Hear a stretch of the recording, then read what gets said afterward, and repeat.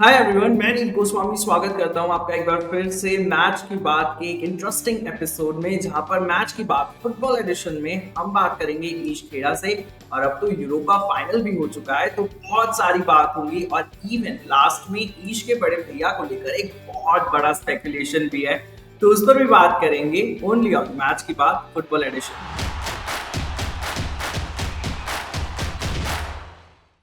हे ईश, what's up? हाय नीव, कैसे हो आप? मैं बढ़िया हूँ ईश। और ईश, टू बी वेरी ऑनेस्ट ना, इस एपिसोड से पहले, इस वाले एडिशन से पहले, लाइक इस आज वाले एपिसोड से पहले, मैं बहुत एक्साइटेड हूँ आपसे इतनी सारी बात करने के लिए। Europa final as I said, और बड़े भैया को लेकर भी एक बहुत तगड़ी स्पेकुलेशन है, तो उस पर भी आपसे जवाब लेंगे। तो अगर आपकी इजाजत हो तो स्टार्ट करें। बिल्कुल बिल्कुल यार, आई कैन नॉट वेट। तो ईश, फर्स्ट क्वेश्चन जो है वो यूरोपा फाइनल हो चुका है, तो वहीं से होगा।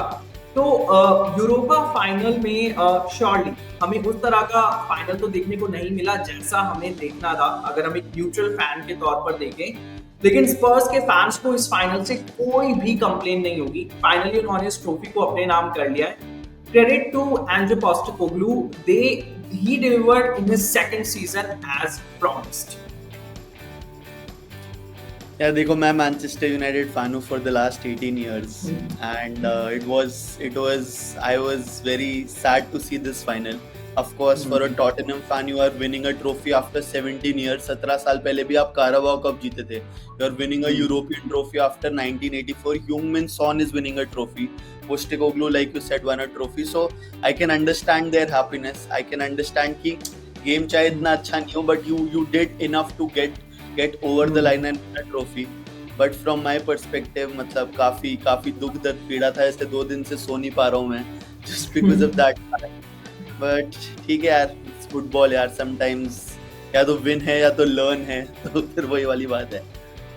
एनीश, नॉट जस्ट इन फुटबॉल, किसी भी स्पोर्ट में देखे तो विन एंड लर्न वो एक ही सिक्के के दो पहलू हैं। बट क्या आपको नहीं लगता कि पास्ट में लोग पोस्टेकोग्लू को लेकर कुछ ज्यादा ही हार्श हो रहे थे? वो सच में क्रेडिट लेने के लिए डिजर्व करते हैं, है ना? See, if you win a trophy, then उसके बाद तो मतलब you cannot argue or say anything. देखो, स्पर्स का record in the Premier League, they are 17th. एक और नीचे तो रेलीगेट हो जाते. We were 16th. बट उसके बाद भी he won a European trophy in a different competition. तो मतलब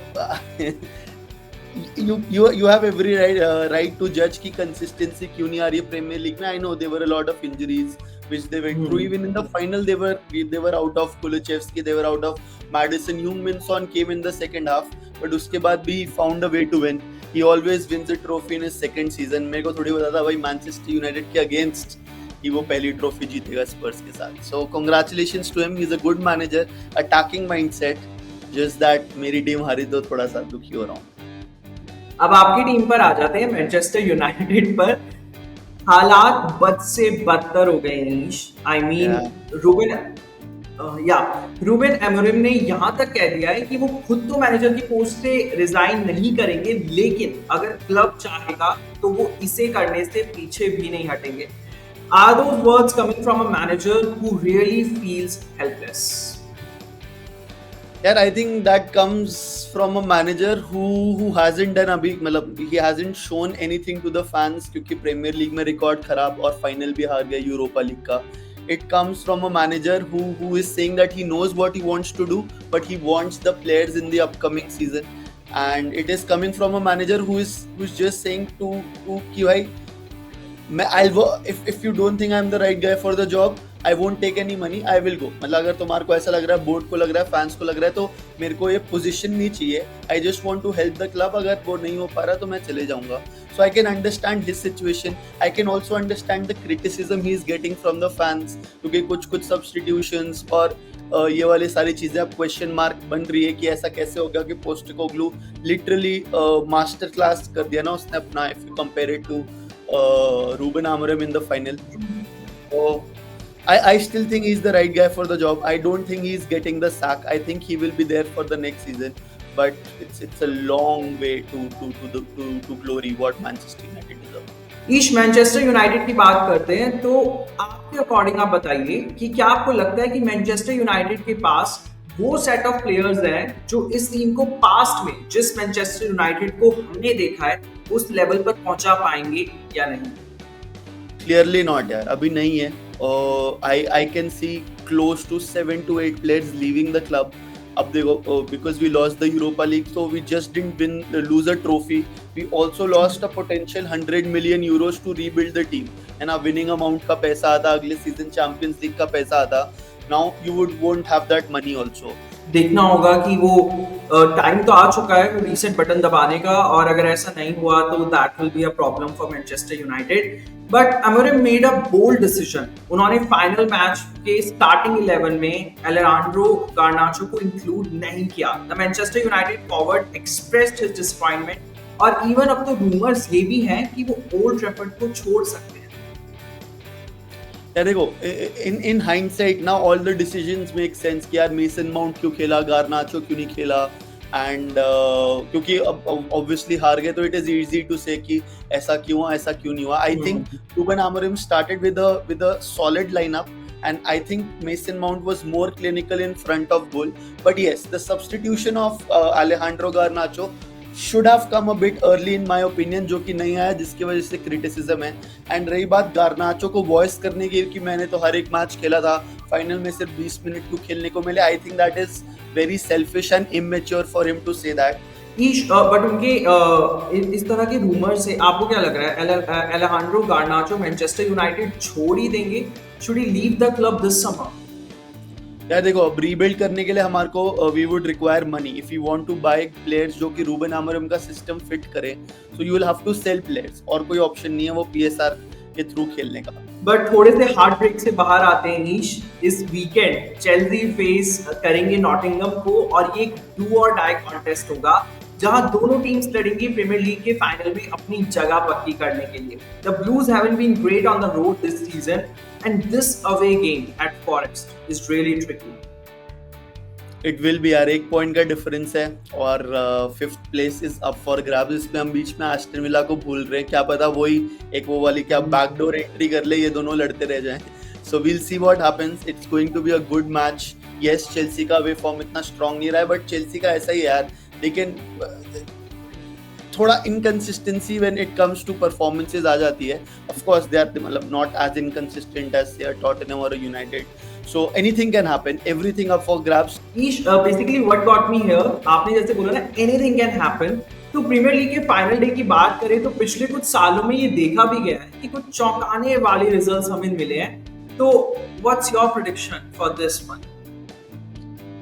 सी मतलब जो भी रेस चल रही है वो टॉप 5 की चल रही है। लिवरपूल लीग जीत चुकी है, रेलीगेशन वाली टीम्स रेलीगेट हो चुकी हैं, so I think it's going to be close for the top 5। City का मैच भी है, आर्सेनल का मैच भी है, of course Chelsea, Nottingham, Aston Villa, so these all teams will be fighting for the top 5 positions and to play the Champions League next season, so it will be fun।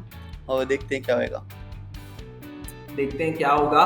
But Ish now you need to brace yourself, क्योंकि एक बहुत सारी हम आपसे यहाँ पर कुछ pics लेने वाले हैं। So basically each Premier League अपने बिजनेस एंड पर है, और ये इससे पहले खत्म हो उससे पहले हम चाहते हैं कि आप पिक करें प्लेयर ऑफ द सीजन पहले, और उसके बाद और भी चीजें आपसे पिक करानी है। तो सबसे पहले player of the season Mohamed Salah, no doubt है, Mohamed Salah is the player of the season, best season ever for Liverpool.